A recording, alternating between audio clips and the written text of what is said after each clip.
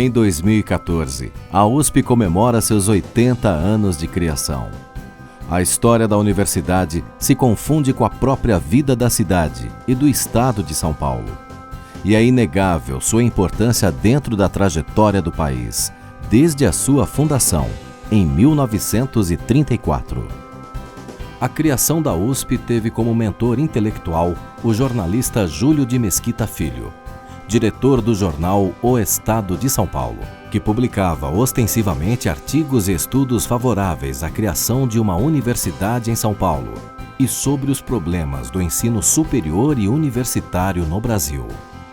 Ficaram registradas as palavras do jornalista quando da fundação da USP. Que maior monumento poderíamos erguer aos que haviam consentido no sacrifício supremo para preservar contra o vandalismo que acabava de aviltar a obra de nossos maiores, das bandeiras à independência e da regência à república, do que a universidade? A proposta de criação de uma universidade se inseria em um projeto político voltado para a modernização do país e era vista pelos intelectuais como uma missão paulista. Nesse contexto, em 1934, por meio do decreto número 6.283, Armando de Sales Oliveira, interventor federal, criou a Universidade de São Paulo. Os fundadores da USP tinham a convicção de que o quadro de professores, principalmente da Faculdade de Filosofia, Ciências e Letras, deveria ser do mais alto gabarito, visto que não se encontravam acadêmicos com essas qualidades em quantidade suficiente no Brasil. Consideraram, então, o recrutamento de docentes estrangeiros das melhores universidades do mundo. Teodoro Ramos, diretor da faculdade, ficou responsável pelo recrutamento dos docentes estrangeiros e viajou para a Europa, a fim de cumprir com sua missão. Em 17 de abril de 1934, o jornal veiculava notícias sobre a viagem de Ramos à França. No cerne de todo o processo de fundação da USP, esteve a criação da Faculdade de Filosofia, Ciências e Letras. Ao redor dessa célula máter se desenvolveu a vida universitária por excelência, com sua permanente ebulição de ideias e de novidades nos mais variados ramos do saber. Entretanto, antes mesmo da criação da USP, as escolas fundadoras, Faculdade de Direito, Escola Politécnica, Escola Livre de Farmácia, Escola Superior de Agricultura Luiz de Queiroz, Faculdade de Medicina e Faculdade de Medicina Veterinária atenderam com excelência a demanda por advogados, engenheiros, médicos, agrônomos e outros profissionais. O primeiro reitor da universidade, Reinaldo Porchat, tomou posse no dia 6 de junho de 1934, data em que foi aprovado pelo Conselho Universitário o primeiro Estatuto da Universidade. O primeiro movimento de estudantes na universidade, noticiado pelo jornal, foi a invasão da Faculdade de Filosofia pelos alunos da Faculdade de Medicina. A invasão foi motivada, como consta na matéria de 9 de junho de 1937, contra o funcionamento, no mesmo prédio, dos cursos da Faculdade de Filosofia, Ciências e Letras. As discussões sobre a implantação da cidade universitária tiveram início em 1935. Naquela época, o Butantã era um bairro deserto, no meio do mato, às margens do Rio Pinheiros, quando uma comissão de estudos, nomeada pelo governador do estado, escolheu a área para receber as faculdades da USP. Lá ficava a Fazenda Butantã, uma verdadeira ilha de sossego, distante 10 quilômetros do centro da cidade, com o Rio Pinheiros de um lado e o Ribeirão Jaguaré do outro. O jornal foi o primeiro veículo a reproduzir a planta original da futura cidade universitária, em novembro de 1943. No dia 15 de fevereiro de 1944, foi realizada a cerimônia do lançamento da pedra fundamental do campus, conduzida por Fernando Costa, então interventor federal de São Paulo. Nesta manhã chuvosa, parece que as águas se infiltraram nas terras de Piratininga, como um poderoso vitalizante que há de fomentar ainda mais a nossa produção. Do mesmo modo, do marco que hoje plantamos, nascerá o esplendoroso futuro desta universidade. disse em discurso registrado nas páginas do jornal. A transferência dos primeiros departamentos para o novo campus começou timidamente na década de 1940. Sucessivos adiamentos e falta de verbas diminuíram o ritmo das obras. As unidades da universidade somente passaram a ocupar a área a partir da década de 1950.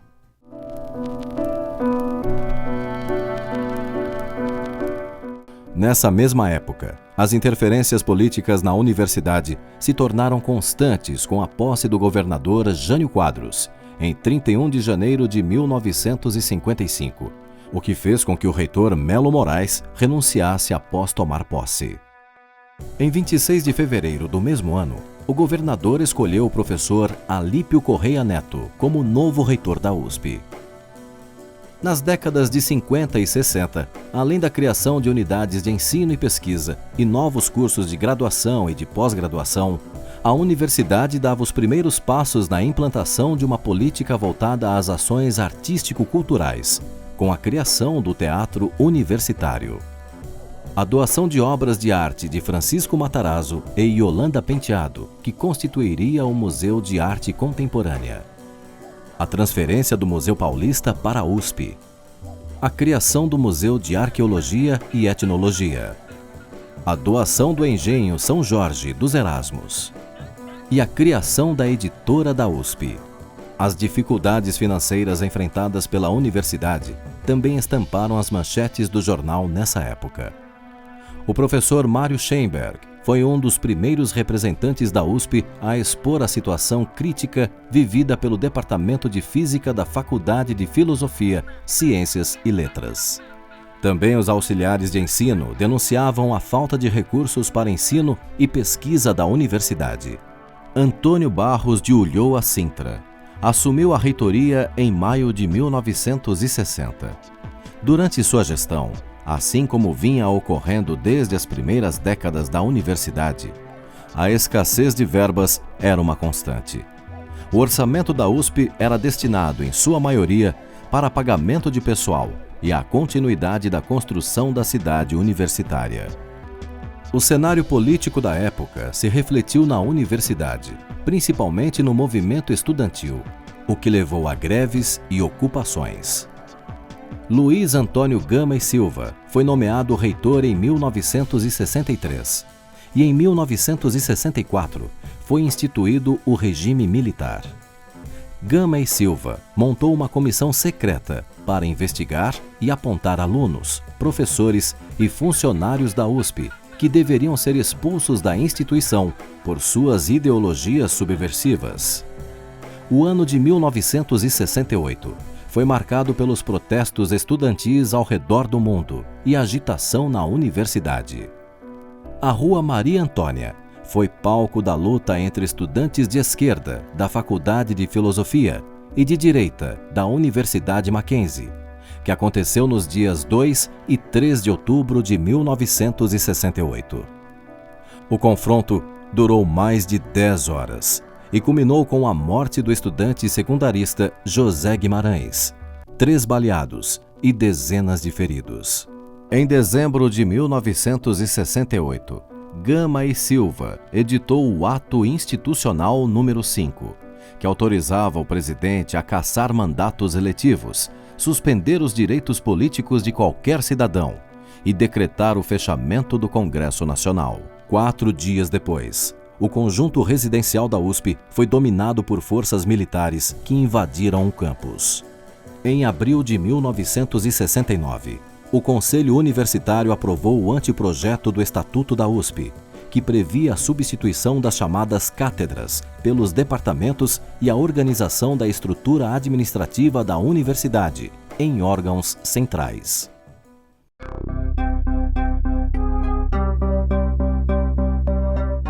Na década de 70, a USP vivia dias contraditórios. De um lado, havia um clima de insatisfação e temor, devido à repressão do regime militar, sobretudo na área de ciências humanas. E de outro, principalmente na área tecnológica, reinava grande atividade. Durante sua gestão, a exemplo dos dirigentes anteriores, o reitor Orlando Marques Paiva enfrentou greves, manifestações políticas e crises financeiras. O projeto mais importante desse período foi a criação da FUVEST, em 1976, que unificou o vestibular. Uma tempestade típica de verão tomou São Paulo na véspera do primeiro vestibular, e parte dos exames foi aplicada em 2 hangares do Campo de Marte, para onde foram enviados um professor, 3 fiscais e 150 provas. Em 1977, o jornal publicou uma matéria que denunciava uma espécie de cassação branca, ou triagem político-ideológica dos candidatos às vagas docentes, que seria feita pelo próprio reitor. Nesse período, mais uma vez, a autonomia universitária se viu ameaçada pelo relatório da Secretaria Estadual de Planejamento, que afirmava que a falta de verbas na universidade decorria da má distribuição interna. Foi na década de 80, durante a gestão do reitor Valdir Muniz Oliva, que a discussão sobre o ensino pago na universidade começou a ganhar força. As principais dificuldades desse período decorreram do relacionamento conturbado entre o governo do estado, de Paulo Maluf, e a administração da universidade. Em dezembro de 1981, o jornal publicou a lista sextupla dos candidatos eleitos para reitor. O governador Paulo Maluf recebeu o documento e, ao saber que nele constava um politécnico, o quarto da lista, resolveu nomeá-lo. O escolhido foi Antônio Hélio Guerra Vieira. Também foi nesse período que a cidade universitária começou a registrar os primeiros casos de violência, o que levou à criação da Guarda Universitária. A gestão de José Goldenberg, iniciada em janeiro de 1986, teve como principal marca os investimentos feitos na infraestrutura da universidade, com recursos da ordem de 63 milhões de dólares, advindos de um empréstimo feito junto ao Banco Interamericano de Desenvolvimento, o BID. Uma das mais importantes conquistas da universidade nesta gestão foi a autonomia financeira, concedida pelo então governador Orestes Quercia. Significativo avanço da gestão de Goldenberg foi a instituição de novo estatuto, que gerou uma crise entre as unidades de ensino e pesquisa. Em particular, a Faculdade de Medicina, que ameaçou se separar do restante da universidade. Outro projeto polêmico da gestão de Goldenberg foi a implantação de um sistema de avaliação dos docentes a partir de sua produção acadêmica. Eu exigi, pela primeira vez, que os docentes da universidade, todos os docentes da universidade, demonstrassem as suas atividades por escrito. Eu acho que quem trabalha numa universidade pública tem o dever de prestar contas à sociedade. E eu preparei o primeiro dos relatórios da produção científica da universidade. No conjunto, o relatório mostrou que a Universidade de São Paulo era robusta e que tinha alguns departamentos que precisavam melhorias. Eu estou seguro de que nesses últimos 20 anos, em função dos relatórios que eu fiz, eles melhoraram. A gestão do reitor Roberto Leal Lobo e Silva Filho começou com a promessa de investimentos em projetos de internacionalização da universidade, com maior atenção à área de graduação. Sua gestão, porém, foi marcada por suspeitas de superfaturamento na compra de aparelhos importados de Israel, o que levou à sua renúncia em 1993.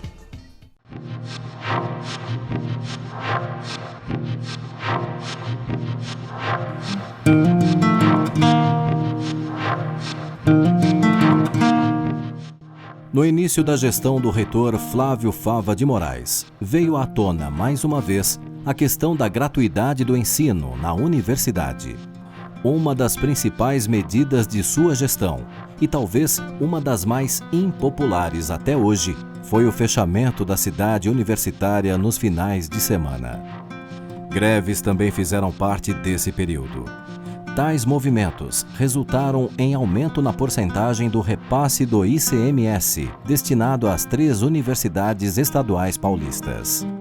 No que se refere à carreira docente, Fava implantou um plano de contratação de professores jovens, como forma de diminuir a idade média desse quadro, que era de 46 anos. A descoberta do corpo de um jovem de 15 anos dentro da cidade universitária suscitou um debate sobre a relação da USP com as comunidades do entorno e gerou um grande protesto dentro do campus. A gestão do reitor Jacques Marcovitch teve início com a promessa de que o campus seria aberto para visitas monitoradas. Esta gestão também foi marcada pelo início da discussão de temas que ganhariam vulto nos anos seguintes, como as fundações da universidade e a reserva de vagas para egressos das escolas públicas. Em 1999, um assunto que provocou grande comoção social foi a morte de um calouro da Faculdade de Medicina durante uma festa do centro acadêmico, o que levou o reitor a proibir a prática do trote em todos os campi da universidade. A implantação da USP Leste foi uma das grandes ações da gestão do reitor Adolfo José Melfi, que teve início em novembro de 2001. A ampliação do número de vagas oferecidas no vestibular foi uma das promessas de sua campanha. Outro projeto da gestão era investir em programas voltados às doações de ex-alunos para a universidade. Em 2003, teve início o processo de incorporação da Faculdade de Engenharia Química de Lorena, FAENQ, que se consolidou apenas em 2006.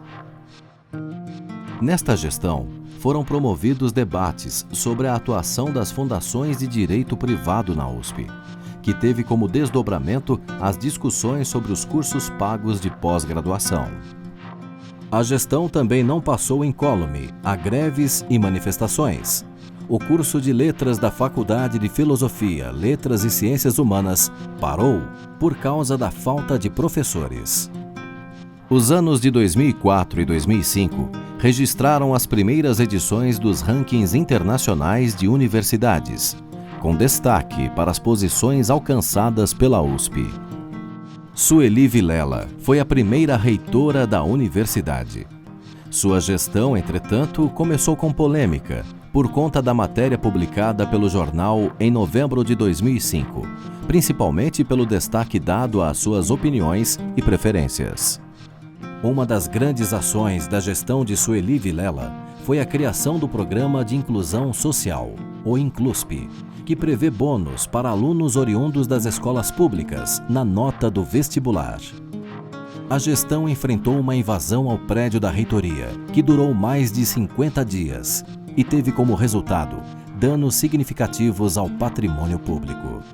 Em 2006, a USP aprovou a criação do primeiro curso de graduação semipresencial, a Licenciatura em Ciências, que só seria efetivamente oferecido a partir de 2010.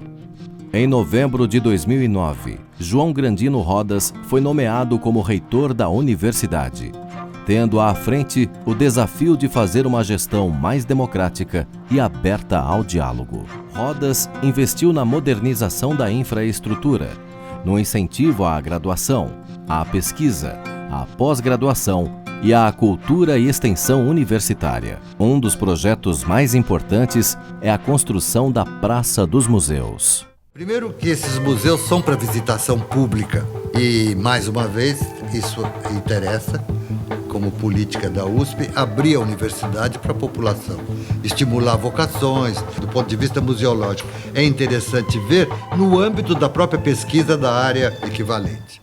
Mas os conflitos fazem parte da história da universidade. Em 25 de janeiro de 2014, o professor Marco Antônio Zago tomou posse como novo reitor da universidade, com o compromisso de aumentar a contribuição da USP para a sociedade, modificar a gestão de recursos financeiros e repactuar as relações internas. A reconstrução da história da USP, a partir das páginas do jornal, nos apresenta um panorama histórico e sociológico importante da universidade, desde 1934 até os dias de hoje, sob o ponto de vista de um veículo de comunicação tradicional, importante e influente na sociedade brasileira, e que teve participação decisiva na criação da universidade. Conhecer a história nos ajuda a entender o presente e a planejar o futuro.